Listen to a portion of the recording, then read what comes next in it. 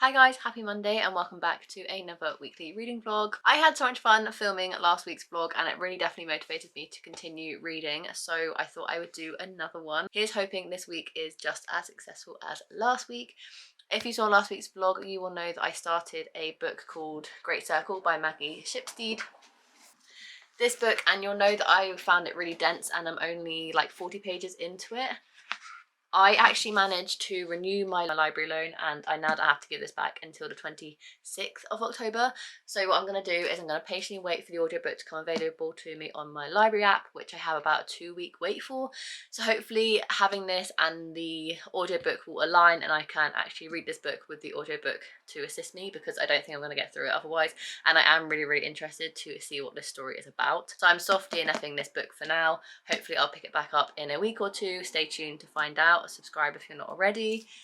And so that means I'm not technically reading anything right now, and it is the 3rd of October, so we're starting a new month. If you haven't seen my October TBR, then I'll link it up above and down below for you guys. But I'm trying to decide between these two books on which one to read next. This one is kind of drawing my attention a little bit more because the audiobook is available on Scribd, and I don't think I'm quite out of my reading slump just yet to read a book without an audiobook. So this is definitely one I'm kind of leaning towards, and plus it's a chunkier book so I can get off my TBR sooner. However, I'm so intrigued by this book and what everyone says about it that I am just slightly interested to start it, even though I don't have the audiobook available to me. What I might do is do a chapter each and see, maybe I'll do a little bit of try a chapter. One thing I do want to say is I don't know if the YouTube algorithm has caught my video or whatnot, but my October TBR is doing exceptionally well. It's been the best performing video since coming back to YouTube when I took a hiatus during the summer and I came back in August. It's the best video to date since then. So I just want to say a massive thank you to your continued support. If you supported me from pre-hiatus or you're one of the new subscribers, I really do appreciate it. But it seems to be gaining a lot of traction, so I just want to say a massive thank you. And if you are feeling kind of that your channel is plateauing, keep going, keep staying consistent, and your hard work will pay off.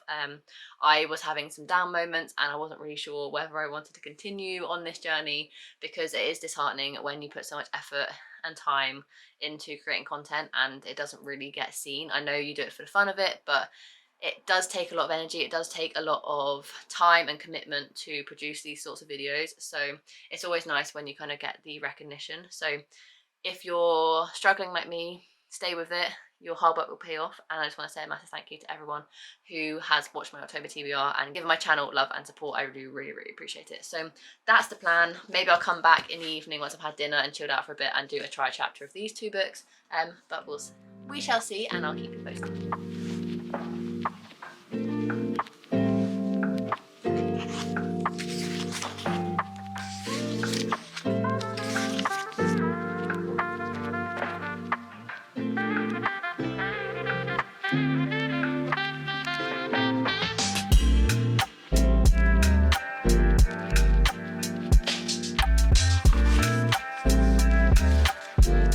As I said I would do, I'm trying a chapter of A House on the Cerulean Sea. House in the Cerulean Sea? House on the Cerulean Sea? House in the Cerulean Sea by TJ Klune, and All My Mothers by Joanna Glenn.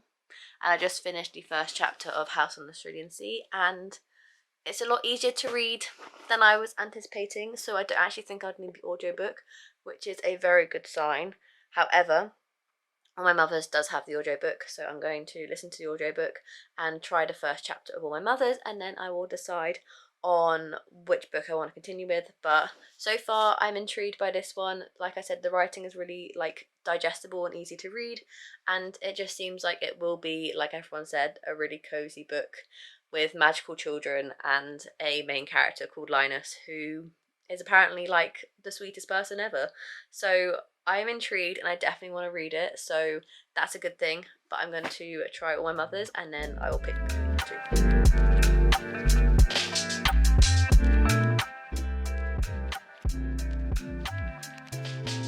There were bumps under the rug where things had been swept, which meant I couldn't walk the way other people did. Free and easy.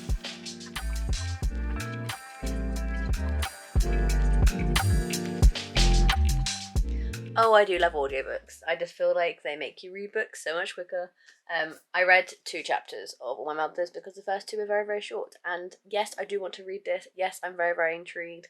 But the winner of this little chapter is going to be House on the Cerulean Sea. And I'm going to try and prevail without an audiobook. And if I really do struggle without having an audiobook, then I will go to All My Mothers. But for now, I feel like this might be the light-hearted, warm, cozy book that I'm kind of needing to distract myself from the rest of the world. So I'm going to continue with this and I'll keep posted on my thoughts.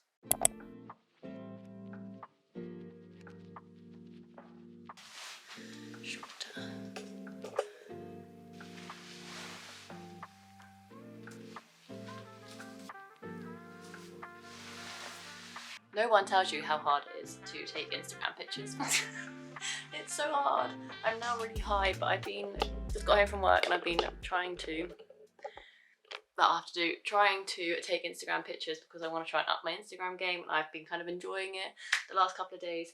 But I'm sweating and all I've been doing is standing still holding some books. Like, why is it so hard?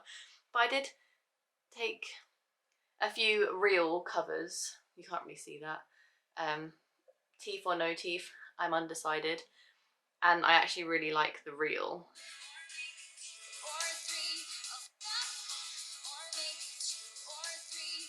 So that should be coming soon, maybe in the next couple of days. But yeah, it's Wednesday now and I haven't really read much because yesterday Bake Off was on, and also Aston Marigold went live on Instagram to talk about his tour I'm going to at the end of the month, so I wanted to get all like the inside information on that.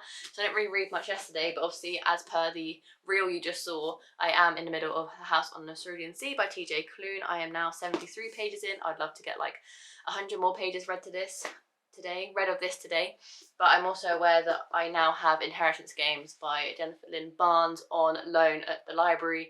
Today also, I got my library loan for not Great Circle, but the Inheritance Games by Jennifer Lynn Barnes. So that's going to be my next port of call in terms of book, unless my Great Circle audiobook comes in before that. So I need to read that, so I want to try and read 50 pages of that, but trying to balance it all is tough. But I've got some pictures, so we'll see how I go. I don't know. Happy Friday. Thank God it's Friday. I also have a 3-day weekend as well because I booked Monday off, which I'm very, very excited for.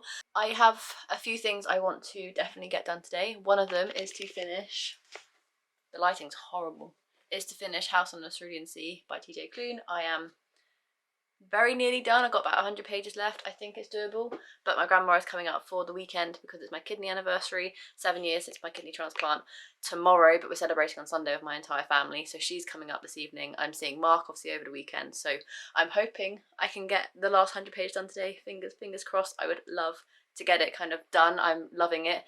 I absolutely love all the characters.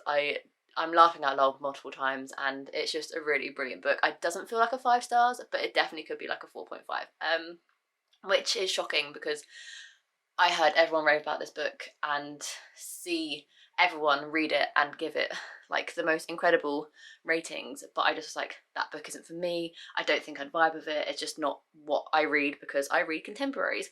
But you never know if you're going to enjoy a book unless you try reading it, and I'm so happy I gave The House in the Cerulean Sea a chance because I'm loving it. I love the writing, I love the messages, the characters. Comment down below who your favourite character is. I would love to know.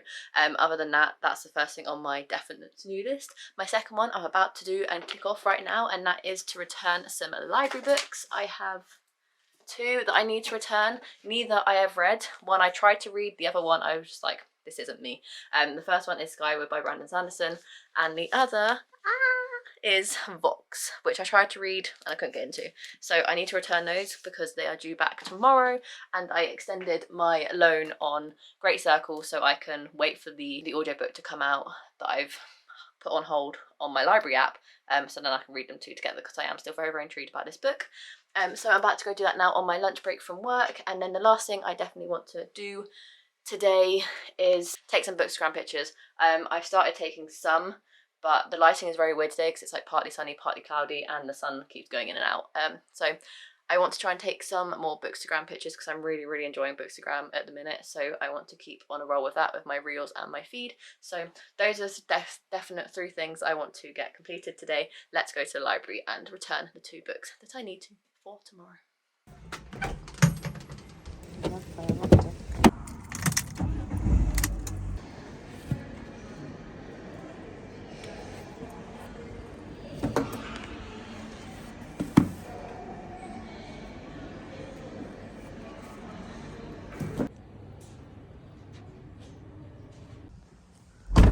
I saw this. I've been wanting to read it for so long. I don't know if I'm going to have time to read it before I have to go back, but I thought I'd pick it up nevertheless. Really excited to read it. So I left with 2, I came back with 1. It's now Saturday, and yesterday I did complete my little to-do list I wanted to do, which was to take some Bookstagram pictures, finish my current read, and what was my last thing I wanted to do? Oh, return my library loans, which I did. But I did finish House on the Cerulean Sea. I did finish it last night, didn't I? Yeah, I finished it last night, and it got a 4.5. It just didn't give me that 5-star feeling, but I absolutely loved it. I loved the character growth in Linus. I loved all the kids. If you are a contemporary reader, mainly like me, but you're scared of this book because it's fantasy, I would say forget that. This is a fantasy book, yes, but like such a cozy read that you kind of forget that it's fantasy at all, because it's just such a heartwarming, like lovable story, and the writing is just chef's kiss. The hidden messages in this book, like the underlining meaning, was just incredible, and I highly recommend this book, whether you're a contemporary reader or a fantasy reader. I think this book really combines both kind of genres in a really unique way, and yeah, highly recommend it. This morning, F1 was on very early because it's the Japan Grand Prix this weekend. So as Mark was watching it in bed at 7 o'clock in the morning, I did start my next read, which is The Inheritance Games by Jennifer Lynn Barnes, and I'm reading that as a library loan on my phone, and I'm about 60 pages in, and so far I'm enjoying it. It's a very easy, fast-paced read, and because I only read it for like 45 minutes and I'm 62 pages in, I think I'm going to be able to fly through it really quickly. It's a bit far-fetched at the minute. I'm like, obviously there's this like whole mystery involved. It basically follows our main character who manages to inherit like a whole estate, so much money from a guy that she's never even met before, and his entire family doesn't get much from his will, yet she has like managed to get his hotel he owned, his estate, all his money, and you don't really know why, and I think that's why kind of how the mystery kind of prevails. So I'm intrigued. It's a bit far-fetched in the beginning, but I'm sure the mystery will kind of like tell you all about it. So I'm 62 pages into that, and I'm hoping to finish that over the weekend. But today is a very special day because it is my 8th year. 8 year? Why did I say 8 year? This is my 7-year anniversary, and we're about to head over to one of our favourite local restaurants to celebrate and have some food. My grandma's with us, so it'll be Mark, myself, my mum and my grandma, and then tomorrow my entire family are coming over to celebrate. So yeah, it should be a good weekend ahead. I'm not sure how much reading I'm going to get done, but I'm sure I'll be able to manage to fit some in here and there. It was now Saturday evening, and my very exciting Amazon parcel had arrived. I wanted to just voice over this because we were watching Ninja Warrior UK in the background when this arrived because it was so late, but I actually ordered my 2023 bullet journal and some pens because these pens look like kind of like the Zebra Mildliners, like that sort of company, but ballpoint pens, and I've been running out of ballpoint pens, so I got some nice new pens which I was really excited for. And then the main event, which is my 2023 bullet journal, which is the same company that I've been using for the last couple of years now. I've been going through all their different designs. So the one I'm currently using is their yellow one with a bumblebee on the front. You probably would have seen it in some of my latest videos, but I have my brand new 2023 one, which is a scribble and dot. If you're interested, I'll leave the link to their Amazon shop down below, but they always come so nicely packaged in a nice black box with some gold foiling. And this year, or next year for 2023, I decided to get their sloth design, which is a nice kind of creamy light grey colour with a gold foiled sloth on the front, which I'll show you in just a second. But I'm so excited to start bullet journaling for 2023 that I may start now. I do have a video planned in December to show you guys how I plan for 2023 bullet journal, but I couldn't resist getting my bullet journal nice, early and ready for the new year, so I can start designing it and laying it out all out now, because before we know it, it will be the end of the year. So yeah. Okay, all together, yay! Happy Kennedy birthday!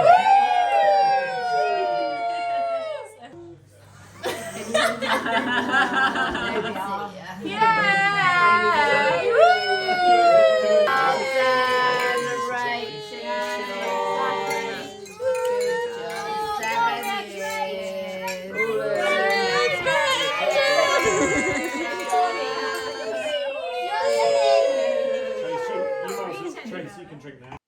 You might be thinking 7 years is a weird milestone to celebrate. You usually celebrate your first, your fifth, your 10th, 15th, etc. But for us, 7 years is a major milestone because every single year is a major milestone. Yes, the first year was an amazing milestone to reach, but every year in that succession is an amazing milestone to reach, because you never know with a transplanted kidney when that kidney is going to fail you, because with chronic kidney disease it could fail at any moment. So reaching another day, another month, another year without a hospital visit, without any rejection scares is something to celebrate. So we always do something. This year we managed to get my entire family to sit around a table that was meant to sit 8, even though we managed to squeeze 13 around the table, and we just had a beautiful time eating good food, eating cake, and just celebrating what we've all been through in the last 7 years. So it's always just a nice happy memory day. I'm glad that it's that way, and I'm really, really grateful and appreciative that my transplant and my chronic kidney disease has stayed stable for the last 7 years. So I celebrate every single day